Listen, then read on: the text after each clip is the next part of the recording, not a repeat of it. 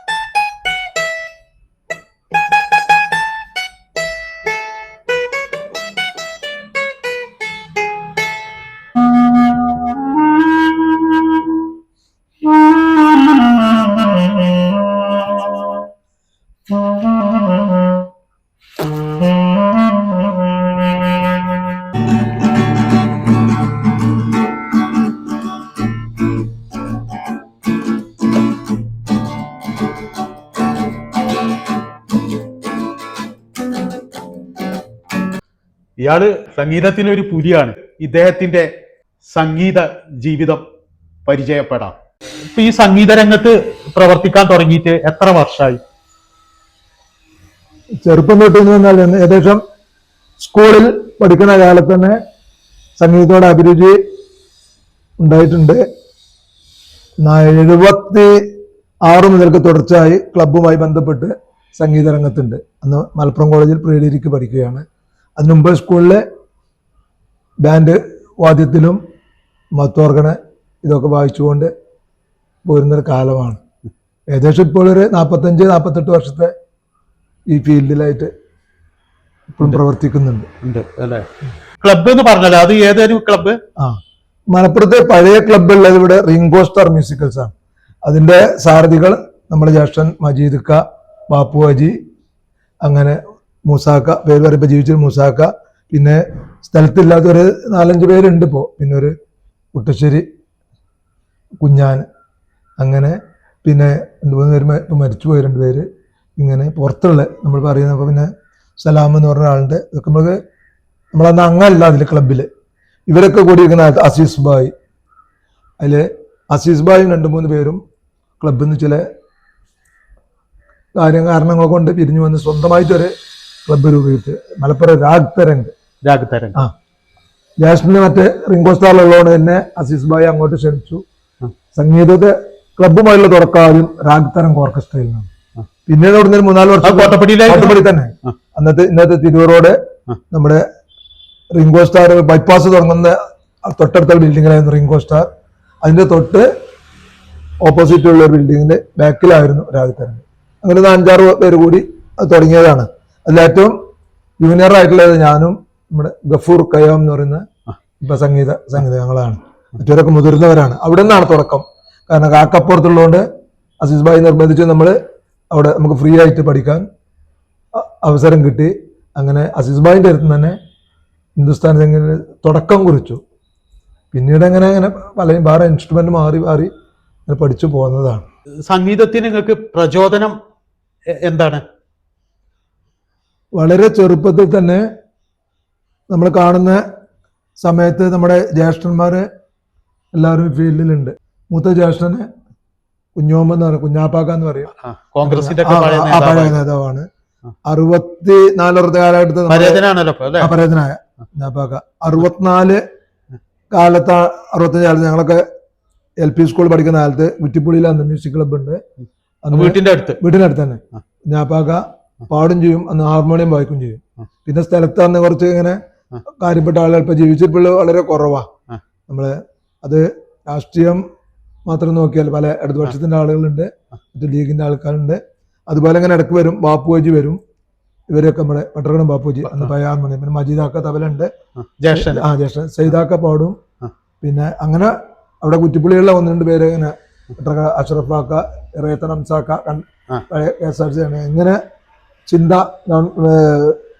ദേശാഭിമാനി ചിന്തയുണ്ട്, സൈദാക്ക, മുപ്പര് ജ്യേഷ്ഠൻ, അബുമാഷ്, ഇങ്ങനെ നമുക്ക് അറിവിൽപ്പെട്ട പിന്നെ സ്ഥലത്തുള്ള കുറച്ച് ആളുകളൊക്കെ സ്ഥിരം അവിടെ കൂടാറുണ്ടായിരുന്നു. കുറെ പേര് വിട്ടുപോയതാണ് പല ആളുകളും.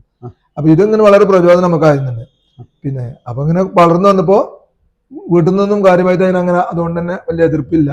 അവർക്കൊക്കെ നമ്മൾ വളരെ സ്ട്രിക്റ്റ് ആയിട്ടുള്ള ജീവിതമാണ് വീട്ടില്. മ്യൂസിക്കിനും അങ്ങനത്തെ ഇതിനും കലാരംഗത്തൊന്നും എല്ലാവർക്കും എതിർപ്പൊന്നുമില്ല. ഇപ്പൊ ഫാദറിനും ഇവരൊക്കെ. പക്ഷെ വളരെ ചുറ്റോട് കൂടിയിട്ട് നമ്മൾ മതകാര്യങ്ങളും കുടുംബകാര്യങ്ങളൊക്കെ വളരെ പുലർത്തിപ്പോരുന്നത്. അത് അതുകൊണ്ട് പിന്നെ തടസ്സമുണ്ടായില്ല, പ്രചോദനം. അതുപോലെ അനുജന് നാടകം, ഫിലിം, അങ്ങനെ ആടേല, അങ്ങനെ മറ്റു എല്ലാ ജ്യേഷ്ഠന്മാരും. എന്റെ തൊട്ടുമൂത്ത ഒരു ജ്യേഷ്ഠൻ അബ്ദുല്ലി പറഞ്ഞ സ്കൂളിൽ പാടുന്നല്ലോ, അന്ന് സ്കൂളിലൊക്കെ പോയി നിന്ന്. ഓർക്കസ്ട്രയിലൊന്നുമില്ല. പിന്നെ മജീദാക്ക പറയേണ്ട ആവശ്യമില്ല, കലാ സാംസ്കാരിക രംഗത്തും രാഷ്ട്രീയ രംഗത്തും ഇവരൊക്കെ തിളങ്ങി നിന്ന ആളുകളാണ്. അപ്പൊ അതിങ്ങനെ കണ്ട് പ്രചോദനം കിട്ടി പോന്നാണ്.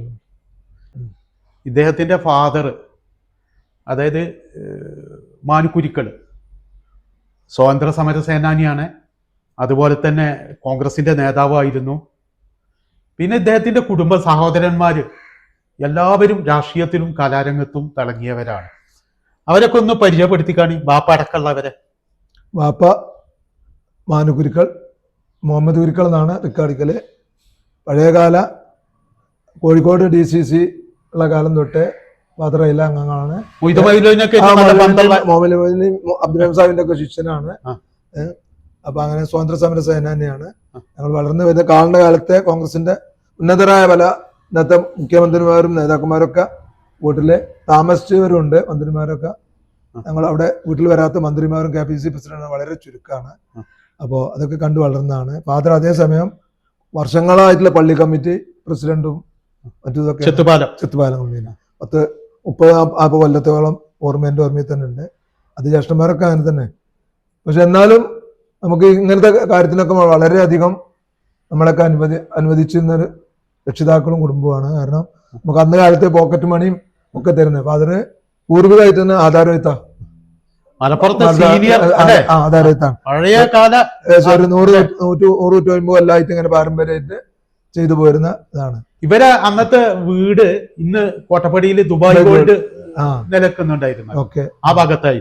അതിന്റെ പിന്നിലുള്ളതാണ് മറ്റു ജ്യേഷ്ഠന്മാരെല്ലാം താമസിക്കുന്നത്. ഞാൻ മാത്രം മുണ്ടോർമിലാണ് താമസം. ഓരോ സഹോദരന്മാരെ ഒന്ന് പരിചയപ്പെടുത്തി. കുഞ്ഞാപ്പാക്ക ഞാൻ നേരത്തെ പറഞ്ഞല്ലോ, കുഞ്ഞാപ്പാക്ക കോൺഗ്രസിന്റെ നേതാവ്, ജില്ലാ നേതാവ് തന്നെയായിരുന്നു. അതുപോലെ തന്നെ കുഞ്ഞാപ്പാക്ക അന്ന് പഠിക്കുന്ന കാലത്ത് മുത്തുപിന്റെ സഹോദരിമാരാണ്, മൊത്ത സഹോദരിയാണ്, മരിച്ചുപോയി. പഠിക്കുന്ന കാലത്ത് തന്നെ ഞാൻ അന്ന് കോഴിക്കോട് ജില്ലയിലാണ്. കോഴിക്കോട് ജില്ലാ യുവജനോത്സവത്തിനൊക്കെ ഇല്ല ലളിതഗാനത്തിനൊക്കെ പങ്കെടുത്ത ആളാണ് ഞാപ്പാക്ക. സൈദാക്കും പിന്നുള്ളത് രണ്ടാമത് സൈദാക്ക മലപ്പുറം മുനിസിപ്പൽ വൈസ് ചെയർമാൻ ആയിട്ടുണ്ട്. 2 ടേം മുനിസിപ്പൽ വൈസ് ചെയർമാൻ ആയിരുന്നു. പുള്ളി കോൺഗ്രസിന്റെ നേതാവാണ്. ഇതിനിടക്കൊന്ന് ഗൾഫ് പോയതാണ്, അല്ലെങ്കിൽ വളരെ ഉന്നതിയിലെത്തേണ്ട ആളാണ്. പിന്നെ മജീദാക്ക വിശ്രമ ജീവിതമാണ്. മജീദാക്ക കളക്ടറേറ്റിൽ നിന്ന് സ്ഥിരസ്ഥിതാറായിട്ട് റിട്ടയർ ചെയ്തു. മജീദാക്ക എന്ന് പറഞ്ഞിട്ടുണ്ടെങ്കിലേ പതിറ്റാണ്ടുകള് മലപ്പുറം MSP പരേഡ് ഗ്രൗണ്ടിൽ അനൗൺസ്മെന്റ് ഒക്കെ മജീദ് ഖാനെ, ആ നിരക്ക് മജീദ് ഖാനെ എല്ലാവർക്കും പരിചയമുണ്ടാവും. അതുപോലെ തന്നെ മലപ്പുറത്തെ കലാ സാംസ്കാരിക രംഗത്ത് ഓണം ടൂറിസ്റ്റ് വാരാഘോഷത്തിന്റെ മുൻ പന്തിയിലിരിക്കുന്ന ആളുകളായിരുന്നു ഇത് കൈകാര്യം ചെയ്യുന്നത്. മജീദാക്കയും അമീദാക്കയും രണ്ടുപേരും. ഈ ആയിട്ട് മരിച്ചു ദയാനന്ദൻ എന്നേട്ടൻ. ഇവരാണ് മെയിൻ ആയിട്ടുണ്ടായിരുന്നത്. പലവരുണ്ടായിരുന്നു. പിന്നെ അതുപോലെ ശ്രീറാമോഹൻ ഇപ്പോഴും ജീവിച്ചിരിപ്പുള്ള, ഇവരൊക്കെ ഈ കലാരംഗത്ത് തിളങ്ങി നിൽക്കുന്ന ആളാണ്. മജീദാക്ക അതിലുപരി NGO അസോസിയേഷന്റെ സംസ്ഥാന നേതാവും കൂടിയായിരുന്നു, സർവീസ് സംഘടനയുടെ. വിശ്രമ ജീവിതത്തിലാണ് പ്രായാധികം കാരണം. എന്നാലും പിന്നെ ഇളയ സഹോദരൻ PM നസീർ. മജീദാഖാന്റെ താഴെ ഒരു അബ്ദുല്ലി പറഞ്ഞ ഒരാളുണ്ട്. അദ്ദേഹം കുറെ കാലം ഗൾഫിലായിരുന്നു. കുറച്ചു കാലം ഇവിടെ ആധാരത്ത് വരുന്നുണ്ട്. പുള്ളി ഇങ്ങനെ ഓർക്കസ്ട്ര രംഗത്തൊന്നുമില്ല, രാഷ്ട്രീയ രംഗത്തൊക്കെ ഉണ്ട്. അതേസമയം പുള്ളിയൊക്കെ സ്കൂളിൽ നല്ലവണ്ണം അന്ന് പാട്ടുകൾ ഇതിലൊക്കെ കുറേ സ്റ്റേജുകളിൽ പങ്കെടുത്തിട്ടുണ്ട്. ഇങ്ങനെ രംഗത്ത് ക്ലബിലും കൂടി ഒന്നും വന്നിട്ടില്ല. പിന്നെ അനിയനാണുള്ളത് PM നസീർ. ആദ്യകാലത്ത് നമ്മുടെ റിംഗോ സ്റ്റാറിലെ പ്രധാന ഗായകനായിരുന്നവര് PM നസീർ. പിന്നെ അതുപോലെ ആ സമയത്ത് തന്നെ മലപ്പുറം നവദർശൻ എന്ന് പറഞ്ഞ ഒരു കലാ സാംസ്കാരിക സംഘടന, വളരെ പ്രധാനപ്പെട്ട ഒരു ഒരു ക്ലബായിരുന്നു അത്. ആർട്സ് സ്പോർട്സ് രംഗത്ത് പ്രവർത്തിക്കുന്നത്. അതിലൊരു പ്രധാന അതിന്റെ ഒരു അംഗമായിരുന്നു നസീർ. ആ സമയത്ത് തന്നെ സ്കൂൾ നാടകങ്ങൾക്ക്, ജില്ലാ സംസ്ഥാനതല മത്സരങ്ങൾക്കൊക്കെ ദൂരദർശനിലെ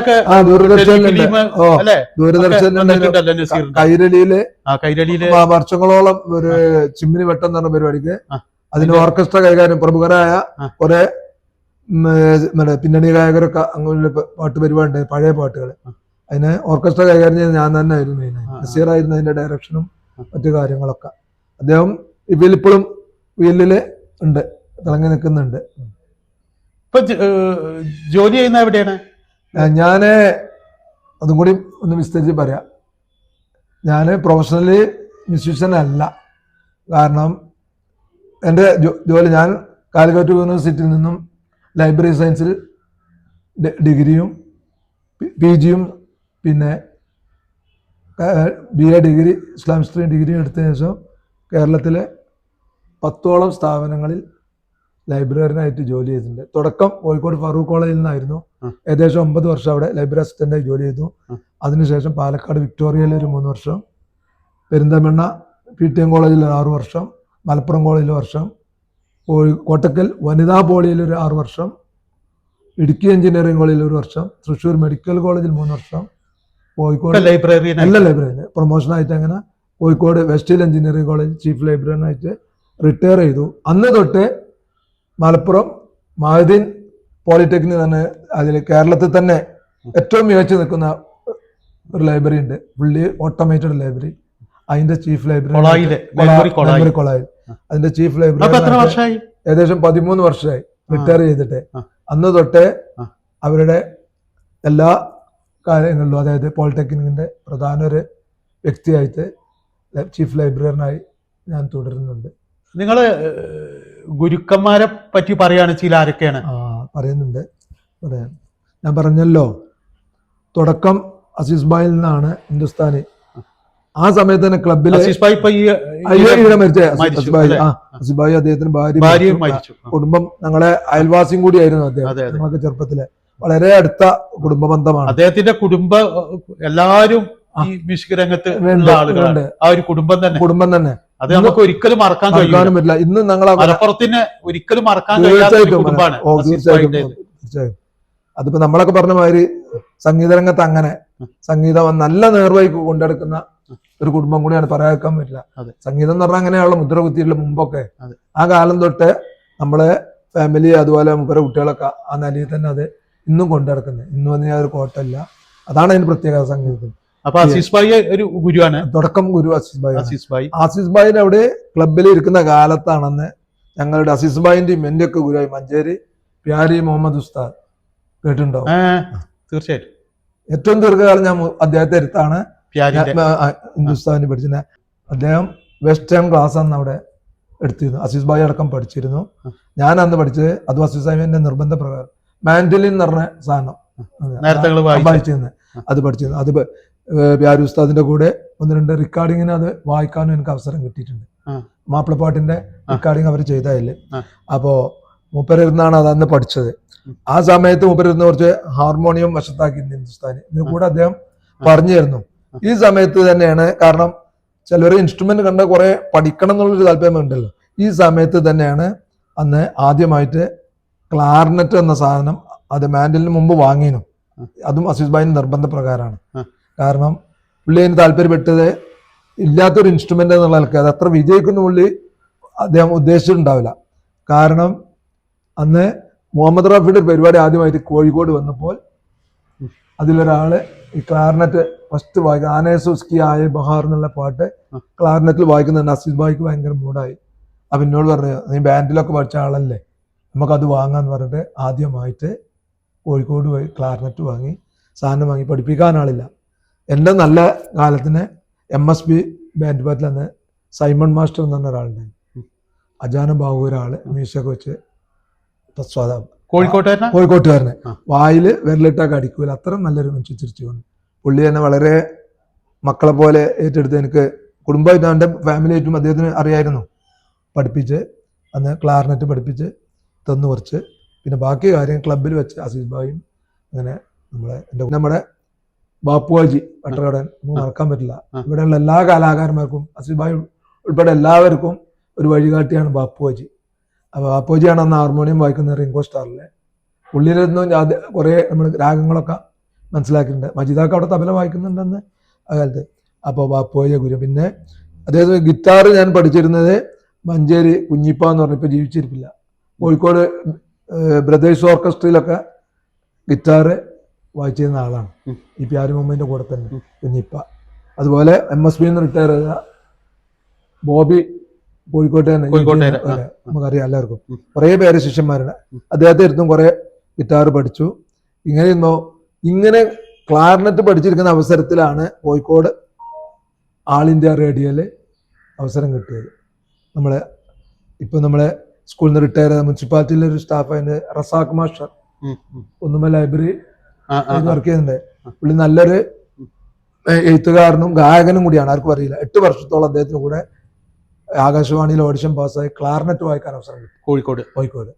അങ്ങനെ നിൽക്കുന്ന അവസരത്തിൽ ഞാനുണ്ട്, മജീദുണ്ട്, ഗഫൂറുണ്ട്, ബാപ്പുവാജി ഉണ്ട്, മരിച്ചുപോയർ തോര അബുക്ക എന്ന് പറഞ്ഞ ആള്, പിന്നെ മോഹൻദാസ് എന്ന് പറഞ്ഞ ഇപ്പൊ ബാംഗ്ലൂരുണ്ട് നേര്. ഇങ്ങനെ കുറേ 6 പേര് ഞങ്ങൾ പോയി. പിന്നെ റസാഖ് മാസ്റ്റർ കൂടെ കുട്ടി ഇപ്പം മരിച്ചു.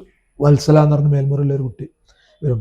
നടത്തിക്കൊണ്ടിരിക്കുന്ന ഇടയാണ് എൻ്റെ എന്തോ ഭാഗ്യത്തിന് നമുക്ക് എത്തിപ്പെടാൻ പറ്റാത്ത എൻ്റെ ഗുരു ആകാശവാണിയിലെ നിലയ വിദ്വാൻസി, എല്ലാവരും എപ്പോഴും കാണുന്ന ഓർക്കസ്ട്ര കണ്ടാൽ, റാഫി നൈറ്റോ കണ്ടാൽ സാക്സഫോണും ക്ലാർനെറ്റും വായിക്കുന്നു രാജു മാസ്റ്റർ വായന സമയത്ത് വന്നു. അവിടെ ഞാനാകെ പേടിച്ച് വരലി. കാരണം അവരൊക്കെ നില വിദ്വാന്മാരല്ല. നമ്മൾ തത്തമ്മ പൂച്ച പഠിച്ച് വായിക്കാൻ എൻ്റെ അടുത്ത് വന്ന് സോഫ്റ്റായിട്ട് പറഞ്ഞു എവിടുന്നാ പഠിക്കുന്നത് ചോദിച്ചു. MSB എന്നാണ് എന്നൊക്കെ പറഞ്ഞത്. അപ്പോൾ സാക്സോഫോൺ വാങ്ങാൻ പറ്റുമോ എന്ന് ചോദിച്ചു. അന്ന് സാക്സോഫോണിന്റെ വിലയും ആ സാധനം കിട്ടാതെ സ്വപ്നം കാണാൻ പറ്റില്ല. എൻ്റെ എന്തോ ഭാഗ്യത്തിന് കൽക്കത്തയിൽ നിന്ന് ഒരു സാക്സോഫോൺ സംഘടിപ്പിച്ചു. അങ്ങനെ പോയി കേരളത്തിൽ തന്നെ ഏറ്റവും അറിയപ്പെടുന്ന പ്രധാനപ്പെട്ട ഓർക്കസ്ട്ര എന്നാണ് കോഴിക്കോട് അട്ടൻസ് ഓർക്കസ്ട്ര. അവിടുത്തെ സാക്സോഫോണിസ്റ്റും കൂടിയായിരുന്നു മാഷ്. എനിക്ക് അവിടെ മെമ്പർഷിപ്പ് തന്നെ എന്നെ അവിടെ വെച്ച് ആണ് പഠിപ്പിച്ചത്. അങ്ങനെ ആ ബന്ധം ഇന്നും കഴിഞ്ഞ മാസം വരെ മാഷ് തുടർന്നു. വീട്ടിലെ ഫംഗ്ഷൻ ഇതൊക്കെ അത് വലിയൊരു ഭാഗ്യമായിട്ട് ജീവിതത്തിൽ.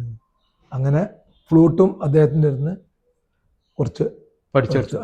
പിന്നെ നമ്മൾ ക്ലബ്ബായിട്ട് ബന്ധപ്പെട്ടതുകൊണ്ട് ഇവിടെയുള്ള ഇപ്പൊ ഗഫൂർ, അതുപോലെ ഗഫൂർ ഖയ്യാം ഇവരൊക്കെ മ്യൂസിക് ഡയറക്ടറാണ്. ഇപ്പൊ മമ്പാട് മുസ്തഫ അമ്പാടി മ്യൂസിക് ഡയറക്ടർ. സിനിമക്ക് ഇവരെ കൊടുക്കുന്നുണ്ട്. നമ്മുടെ ഷാബാസ് അമനെ, ഇവരൊക്കെ ബാപ്പു, ഇവരെ കൂടെ നമ്മൾ ഇരുന്ന് ഇൻസ്ട്രുമെന്റ് മെയിൻ ഹാർമോണിയാണല്ലോ. ഈ ക്ലാർനെറ്റ് സാക്സിന്റെ നോട്ട്സ് പഠിച്ച് പാട്ടിന്റെ വിച്ചൊക്കെ പഠിച്ച് ഇങ്ങനെ ഇന്നലെത്തി വരാം. പിന്നെ കുറച്ച് രാഗങ്ങള് അഡ്വാൻസ് ആയിട്ട് ഇവിടെ സ്കൂളിൽ തുടങ്ങിയിട്ട് 10-25 വർഷമായി. തിരൂരുള്ള ഒരു പ്രഗത്ഭനായ ഒരു ഹിന്ദുസ്ഥാനി ഹാർമോണിസ്റ്റ് സലീം, ഇന്ന് ഞങ്ങൾ ഏറ്റവും കൂടുതൽ ടോപ്പായി നിൽക്കുന്ന മുംബൈക്കൊക്കെ വായിക്കുന്ന ആൾ ഇന്നും ഇവിടെ വരുന്നുണ്ട് ക്ലാസ്സിലെ. എൻ്റെ അടുത്ത സുഹൃത്താണ് നമ്മുടെ തിരൂര് ഫിറോസ് ബാബുയുടെ അളിയൻ. വളരെ അത്ര കുടുംബ ബന്ധമാണ് നമ്മളൊരു. പുള്ളിയുടെ അടുത്ത് ഞാൻ കുറേ ഹിന്ദുസ്ഥാനിന്റെ അഡ്വാൻസ് ആയിട്ടുള്ള കുറെ കാര്യങ്ങൾ വളരെ യഥാർത്ഥമാണ്. വെറും വാക്കിൽ ഒതുങ്ങുന്നതല്ല. കാരണം വെറും ഉടൽസ് വിട്ട് നിർത്തുന്നതല്ല, യാഥാർത്ഥ്യമാണ്. ഏതൊക്കെ പ്രശസ്തരെ കൂടെ വർക്ക് ചെയ്യാൻ അവസരം കിട്ടിയിട്ടുണ്ട്? ഞാന് പ്രധാനമായിട്ട് ആദ്യമായിട്ട് ചാൻസ് കിട്ടിയത് ഞാൻ പറഞ്ഞല്ലോ, കോഴിക്കോട് ആകാശവാണിയിലെ റസാഖ് മാസ്റ്റർ കൂടെ മുസ്ലിം ഭക്തിഗാനങ്ങൾക്ക് ക്ലാർനെറ്റ് വായിക്കാനുള്ള അവസരം കിട്ടി.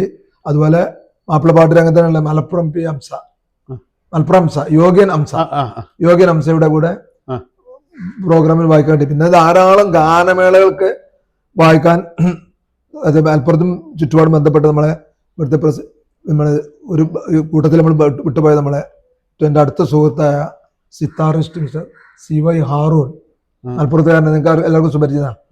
സിത്താർ, അദ്ദേഹത്തിന്റെ കൂടെ ഒന്നുകൂടി പരിപാടികൾക്ക് വായിക്കാൻ അവസരം കിട്ടിയിട്ടുണ്ട്. അദ്ദേഹം നമ്മുടെ ക്ലബിന്റെ തന്നെ ഒരാളായിരുന്നു ഇവിടുത്തെ. പിന്നെ കിട്ടിയതൊന്ന് നമ്മള് ഇപ്പോ സംഗീത സംവിധായകൻ ഗഫൂർ ഖയാം, ഷാബാസ് അമൻ, മുസ്തഫ അമ്പാടി, ഗസൽ ഗായകൻ നിഷ ആസിസ് ആസിസ് ഭായിയുടെ മകള്. അവളൊക്കെ ചെറുപ്പത്തുകാലത്ത് അവരുടെ കൂടെ സ്ഥിരം വായിച്ച് ഞാനും അസീസ് ഭായി ഒക്കെ തന്നെ ആയിരുന്നു അന്ന് വായിച്ചിരുന്നത്. ഇന്നും ഒക്കെ അത് അറിയാ ബന്ധം നമുക്ക് അറിയുകയും ചെയ്യും, പറയാറുണ്ട്. അപ്പോ ഇങ്ങനെ പിന്നെ അതുപോലെ ധാരാളം നാടകങ്ങൾക്ക് ഭാഷാതല സംഗീതം അന്ന് കൊടുക്കാൻ കാരണം നവദർശന്റെ കോരന്റെ അനിയന്റെ ഡയറക്ഷനിൽ നാടകം നസീറിന്റെ അതില് ഷാബാസമനൊക്കെ അന്ന് അതിലെ നടൻ കൂടിയാണ്. പിന്നെ അതിനൊക്കെ നമുക്ക് അവസരം കിട്ടിയിട്ടുണ്ട് നവദർശന്റെ. പിന്നെ ക്ലബ്ബ് ധാരാളം പിന്നെ ക്ലബ്ബ് പരിപാടികൾക്ക് മഞ്ചേരി അതുപോലെ മ്യൂസിക് ഡയറക്ടർ മഞ്ചേരി അഷ്റഫ് സംഗീത അവരുടെ കൂടെ അദ്ദേഹം കുറെ പറഞ്ഞു തന്നിട്ടുണ്ട്. നമ്മൾ ജൂനിയർ ആണെങ്കിലും നല്ലൊരു കീബോർഡിസ്റ്റ് ആണല്ലോ. ഇങ്ങനെ കുറെ ബന്ധങ്ങളും ഇന്നും തുടർന്ന് വരുന്നുണ്ട്. കുട്ടികൾക്ക് സംഗീതം പഠിപ്പിക്കുന്ന റിംഗോ സ്റ്റാർ സർഗം സംഗീത വിദ്യാലയമാണല്ലോ നടത്തുന്നത് അല്ലെ? നമ്മളിപ്പോ ആ സ്ഥാപനത്തിലാണ് ഇരിക്കുന്നത്. അതെ, ഇതിന്റെ മാനേജറാണ്. ഇതിൽ പ്രധാന നടത്തിപ്പുകാരിൽ ഒരാളാണ്, മാനേജിങ് ഒരു ഡയറക്ടറും കൂടിയാണ് ഞാൻ. കാരണം റിംഗോ സ്റ്റാർ ആണ് നമ്മുടെ മാതൃസ്ഥാപനം. അതിന്നും നിലനിൽക്കുന്നു 55 വർഷമായിട്ട്. പക്ഷെ അവിടെ നമുക്ക് കുട്ടികൾക്ക് പഠിപ്പിക്കാനുള്ള സൗകര്യമില്ല. അത് മുന്നിൽ കണ്ടുകൊണ്ട് ഞാനും എൻ്റെ സുഹൃത്ത് AP മൂസ, ഇപ്പൊ സുവല്ല കിടക്കാണ് മൂസാക്ക ഞങ്ങൾ പറയുന്നത്, പഴയ തബലിസ്റ്റാർ റിംഗോ സ്റ്റാറിലെ ഇതാക്കാനെ പോലെ തന്നെ അദ്ദേഹവും ഞാനും പിന്നെ ഒരു റഫീഖ് മാസ്റ്റർ എന്ന് നമ്മുടെ ക്ലബിലെ ഒരു മെമ്പറായിരുന്നു, ഒളിമ്പിക് റഫീഖ് മാസ്റ്റർ. ഇവര് 3 പേരും കൂടിയിട്ടാണ് ഇത് ഇവിടെ സ്ഥാപിച്ചിട്ടുള്ളത്. ഇതിപ്പോ എത്ര വർഷമായി? ഇത് ഏകദേശം 26-ാമത്തെ വർഷമാണ്. 2000-ലാണ് ഇത് ഫസ്റ്റ് ഇതിന്റെ വാർഷികം നമ്മൾ കൊണ്ടുവരുന്നത്. ഈ സ്ഥാപനം മലപ്പുറം ബസ് സ്റ്റാൻഡിന്റെ കോട്ടപ്പടി ബസ് സ്റ്റാൻഡിന്റെ സമീപം KCB ഓഫീസ് ഉണ്ടല്ലോ, അതിന് തൊട്ടടുത്താണ് ഈ സർഗം സംഗീത വിദ്യാലയം പ്രവർത്തിക്കുന്നത് കേട്ടോ.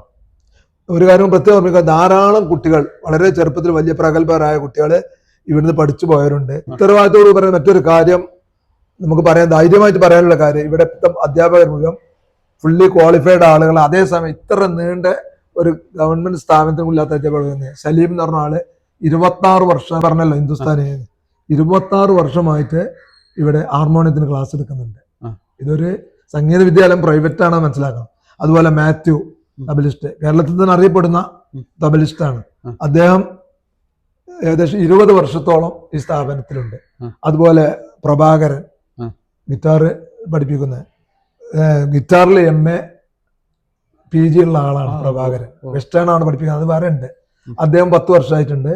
അതുപോലെ ടീച്ചർ വയലിൻ പഠിപ്പിക്കുന്ന ടീച്ചർ ഗാനപ്രവീൺ വിശാരദ പ്രവീണൊക്കെ പാസ്സായ ആളാണ്. അവരുണ്ട് ഒരു 10 വർഷമായിട്ട് ഏകദേശം. അവരാണ് വയലിനും ശാസ്ത്രീയ സംഗീതം പഠിപ്പിക്കുന്നത്. പിന്നെ ഇതുപോലെ ഡ്രോയിങ്ങിന് ക്വാളിഫൈഡ് ആയിട്ടുള്ള 2 മാഷന്മാരുണ്ട്.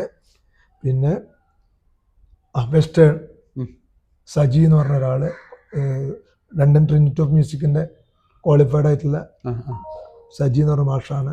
5-8 വർഷമായിട്ട് അദ്ദേഹം ഇവിടെ പഠിപ്പിക്കുന്നുണ്ട്.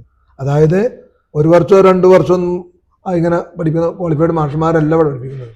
അതുകൊണ്ട് തന്നെ ഏകദേശം ഒരു 10-100 കുട്ടികളെ അടുത്ത് സ്റ്റുഡൻസ് ഇവിടെ ഉണ്ട്. വർഷങ്ങൾ 3 വർഷം 4 വർഷമൊക്കെ പോയി തബലൊക്കെ പഠിക്കുന്ന കുട്ടികളുണ്ട്. സർഗ സംഗീത വിദ്യാലയത്തെ പറ്റി പറയുമ്പോൾ റിംഗോ സ്റ്റാറിനെ പറ്റി പറയാത്ത ഒരു സർഗം സംഗീത വിദ്യാലയമില്ല. അതാണ് ഇതിന്റെ മാതൃസ്ഥാപനം. ഇന്നും അത് നല്ല രീതിയിൽ നടത്തി കൊണ്ടുപോകുന്നുണ്ട്. അതിൽ എന്നെ എൻ്റെ കൂടെ സഹായിക്കുന്ന ധാരാളം എൻ്റെ സുഹൃത്തുക്കളുണ്ട്. അവരൊരു പ്രത്യേകം എടുത്ത് പറയാക്കാൻ പറ്റില്ല. കാരണം പ്രത്യേകിച്ച് മധു 10-35 വർഷം എൻ്റെ കൂടെ തന്നെ ഉള്ള ആളാണ്. മഞ്ചേരി ചാരങ്കാവ് സ്വദേശിയാണ്. തബല വായിക്കും, ഇവിടെ ഉണ്ട്. മുള്ളി അദ്ദേഹമാണ് ഇത് മെയിനായിട്ട്, ഞാനില്ലെങ്കിൽ ഇത് നടത്തി കൊണ്ടുപോകുന്നത്. അതുപോലെ റിംഗോ സ്റ്റാറിൽ പ്രഗത്ഭ തബലിസ്റ്റ് സതീശൻ, പിന്നെ മാത്യു, പിന്നെ ഇപ്പോഴും നമ്മളെ ബന്ധപ്പെട്ട് നമ്മൾ പഴയ സുഹൃത്തുക്കൾ റിംഗോ സ്റ്റാർ ഇന്നും ക്ലബിൽ ഇല്ലെങ്കിലും നമ്മളെ കാര്യങ്ങൾ അന്വേഷിച്ചുകൊണ്ട് തബല സതീശൻ, അത് രവി, അങ്ങനെ കുറെ ആളുകളുണ്ട്. നാസർ, അങ്ങനെ ഫൈസല്, ഒന്നും ഒരു നല്ലൊരു പിന്നരക്കാരൻ്റെ കൂടെ ഇപ്പോൾ ഒന്നുണ്ട്.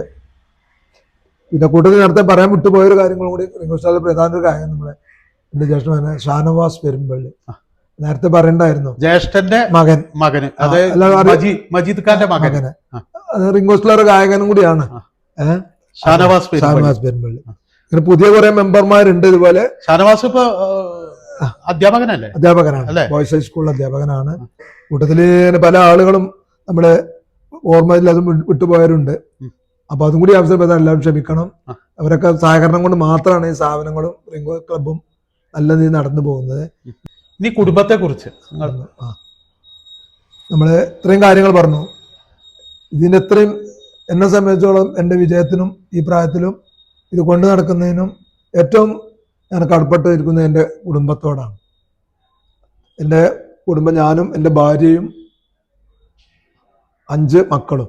മൂത്ത 3 പേരും പെൺകുട്ടികളാണ്. എല്ലാവരും കല്യാണം കഴിച്ച് അത്യാവശ്യം നല്ല സുഖജീവിതം നയിക്കുന്നു. ജോലിയുണ്ട്. 2 പേര് ടീച്ചർമാരാണ്. ഒരാൾ ആയുർവേദ ഡോക്ടറാണ്. മകന് ഒരാൾ Bangalore IT medical college professional ജോലി ചെയ്യുന്നു. ചെറിയ ആള് MBA ദുബായിൽ ജോലി നടക്കുന്നു. ഭാര്യ റസിയ മഞ്ചേരി ഒരിക്കൽ ഫാമിലിയാണ്. എത്ര വയസ്സായി? ഇപ്പോൾ 69 കഴിഞ്ഞ് 70ലേക്ക് കിടക്കുകയാണ് അല്ലേ? അപ്പോ ഏതായാലും നിങ്ങളെ ഈ സംഗീത ജീവിതം ഇനിയും മുന്നോട്ട് പോട്ടെ എന്ന് ആശംസിക്കുന്നു. ഇത്രയും നേരം സംസാരിച്ചതിന് വളരെയധികം നന്ദി. ഓക്കെ, താങ്ക് യു, സന്തോഷം.